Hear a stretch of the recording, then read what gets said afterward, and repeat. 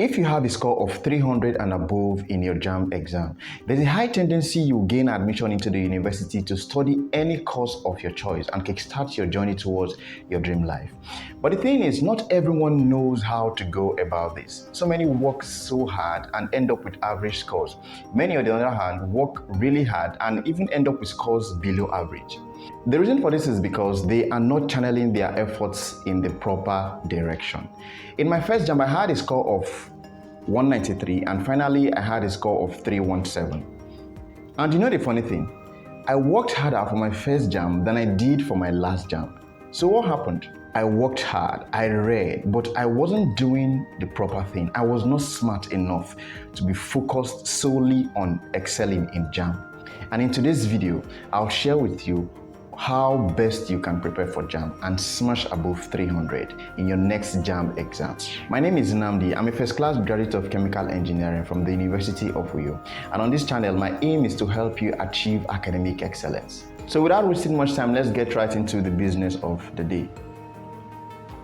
If you must have a score of 300 and above in your JAMB exam, first of all, you have to have the burning desire to achieve this.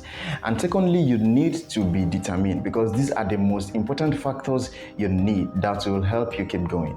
Next, check the amount of time you have left before your JAMB exam. It could be that you have an ample amount of time or you have limited amount of time. So check if you have up to a year, you have 6 months, 3, 2, or even a month before your JAMB exam. And the tips I'll be sharing with you in this video is based on this factor, that is this time factor, the amount of time you have left before your JAMB exam. Now let's go by the consideration that you have so much time on your side before your JAMB exam. Now my advice for you is that you start immediately and prepare like your exam is in a week's time or in a month's time. The reason for this is because when you finally gain admission into the university, you would not struggle to have excellent results because basically everything that you'll be taught in your first year are things you would have done while preparing for your JAMB exam. So the things you need to get are, you get your JAMB syllabus, get your JAMB past questions, and then you get your textbooks. Next, split the time you have into two and focus on the first half of the time you have for now. From the JAMB syllabus, copy out the topics into your notebooks and then form a realistic timetable. Then spread the topics across the timetable and try as much as possible to study them within the first half of that time you have. And for each of the topics, study them with the sole aim of having good understanding of them. That is, with the aid of your textbook, when you come across any topic you need to tackle, try as much as possible to have good understanding of them. Your aim right now is not to pass JAMB or not to pass any exam. Your aim right now is to have good understanding of each of the topics in the timetable. Many textbooks, if not all, have a kind of questions that follow at the end of every topic or every chapter in the textbook. When you're done studying this topic, try to give answers to these questions that follow at the end of the chapter or at the end of the topic. Try as much as possible to answer them yourself. When you're done answering these questions in the textbook, get the JAMB past questions and try and handpick questions that are related to the topics you just studied. Do this for at least 10 years. You can begin from the most recent years and you go upwards, or you can do from the other way around. Or you can even just handpick years randomly, but make sure you do for at least 10 years. Consider a subject like mathematics. Now, I understand that you may not be offering mathematics because it is not a common subject, but this principle applies to all subjects. Now, also consider that we're talking about a topic like differentiation and integration. Okay, the first step is to study integration and differentiation and integration in your textbook. Now, for those of us offering mathematics, I recommend that you use additional mathematics and also Engineering Mathematics by K.A. Stroud. These are two good textbooks for studying mathematics. When you're done studying these topics, now try and answer these questions that follow at the end of the topic or at the end of the chapter in the textbook. When you're done with this, go back to your past questions, your JAMB past questions, and try and handpick problems that are related to these topics you just studied. Go with the mindset that you should be able to answer these questions and try to answer them.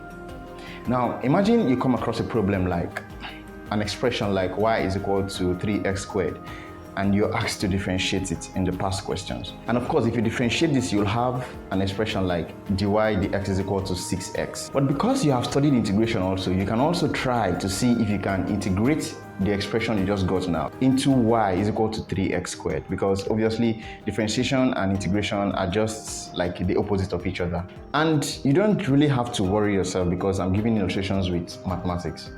This principle applies to any subject. Now, I know many of us may be offering subjects that are theoretical, that has nothing to do with calculation. But then this same principle applies. After you've gotten hold of the topic you need to study, at the end of the textbooks, there are questions that should be answered. Try and answer these questions. And when you are done answering these questions, you go back to your past questions and try to handpick problems that are related to these topics you just studied. Now, when you are done with the first half of the time you have left, devote the other half to answering past questions. The goal right now is to answer all the questions in the past questions. Nothing should be left untouched. Now, let's consider a case where you have a month or two before your exam. All you have to do is to focus on past questions only. Now go through the past questions and try to answer these questions with your textbooks. When you come across a question you don't know, before checking the answer at the back of the past question, go to your textbook and see if you can get the answer yourself from the textbook. Try and get the answer actually from the textbook. For every question you come across and then you know the answer already, don't bother going to the question. Don't bother going to a textbook to check the answer. Just go ahead to the next question, and then until you come across a question you do not have the answer to, then in that case you go to your textbook and then try to find out the answer yourself from the textbook. As you keep doing this with time, you will lose the need to go back to your textbook and check for answers. And this is because you're beginning to get more familiar with the questions, and then you're beginning to get the answers to the questions.